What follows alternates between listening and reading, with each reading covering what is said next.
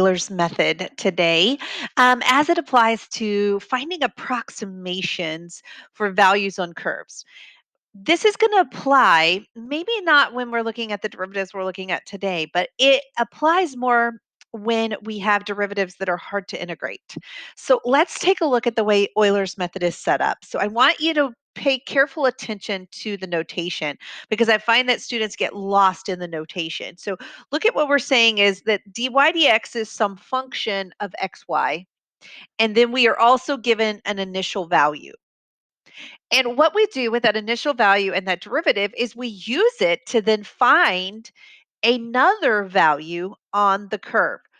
But take a look at what we have here. We're saying to find the next value, that's what y sub n plus 1, take the initial value and add the step times the derivative.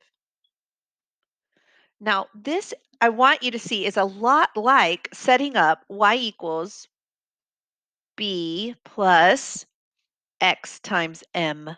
We've just turned it around a little bit. We normally would do y equals mx plus b, but sometimes when we put it in this notation, it's what we're really setting up, okay? So we're going to take a look at a number one here because I want to get you started. And I'm going to do it longhand, but please understand you can definitely run these iterations in Excel. You can run them in MATLAB, your choice. But I want you to get a base understanding. So I'm going to do them the first way by hand. Okay. So we're being asked to use Euler's method with these step sizes. Remember? And we want to do the problem only 4 times. And each time we do it, we get a more precise value for our approximation. So I'm going to just kind of give us some space here. And for the first one, we're being told that y prime, the derivative, is x squared plus y squared. We're giving initial value of 0. We want to go from 0 to 1, and we're going to use a step size of 0.1.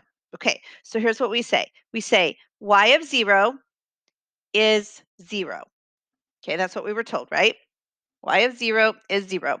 So to find y of 0 plus 1, I'm following my formula. Well, let's write that formula here so it'll be a little easy to reference.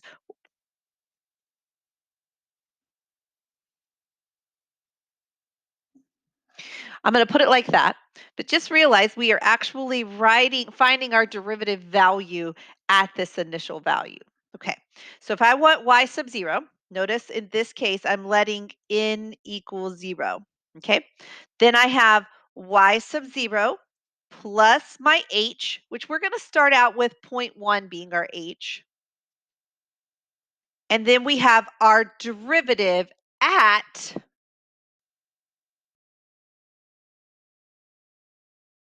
0, 0 at the point before. Okay, so now I'm being told y sub 1 is y sub 0, which is 0, plus zero point 0.1 times the derivative at 0, 0. Well, our derivative was x squared plus y squared. So if x is 0, y is 0, we're going to get 0. So I've got y of 1 equals 0. Okay, now my next value, and notice we have the point now, 0.10. That's going to be important in our next iteration. So what we do for the next one is we're going to say y sub 2. So now we're letting n be 1. So y sub 2 is y sub 1 plus my h, which is 0.1, times my derivative at 0.10 at the point before. Okay, so let's plug them in now. I've got y sub 2 equals y sub 1, which is 0, plus 0.1 times my derivative at 0.10. Remember, my derivative was x squared plus y squared. So I've got 0.1 squared plus 0 squared. Well, 0.1 squared is 0.01. And so I get that y sub 2 equals 0.001. Okay, so now my h has moved over 0.1, and my y value is 0.001. You get the idea, right? We're going to run the iteration 2 more times. So I've got y sub 3. Now we're letting n be 2. I've got equals y sub 2. Remember what y sub 2 is. Plus my h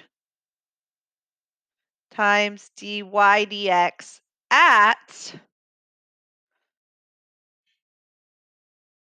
0.2.001.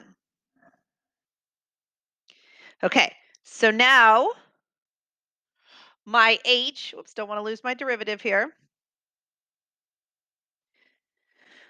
My y sub 2 equals 0.001. My h is 0.1. And now I'm putting in my dy dx. Okay, so that's 0.2 squared. I'm going to grab my calculator to help with that now. That's 0.2 squared plus 0.001 squared, and I get 0.04001. So you'll notice these decimals are getting smaller, smaller, smaller, right? Because our approximations are getting more and more precise. As we move closer and closer, and for this y3, I get 0.005. Okay. So you get the idea, right? You would do one more iteration 4 times, okay? And you would get a higher and higher level of accuracy. So I hope this gets you started with the Euler's method. Remember, you are welcome to use Excel or MATLAB to run your iterations. Now that you see how the pattern works, you can see that it is a lot of number crunching, and that is done repetitively, very easily by Excel or MATLAB. So I encourage you to do that. But if you want to run them by hand, you most certainly can do that as well. I hope that helps. If you would like to see more videos like this, please hit that like and subscribe button. That way you get a notification every time a new video is posted. Be sure and leave me a comment and let me know if other videos you need along this type. I'd be glad to help. Bye for now.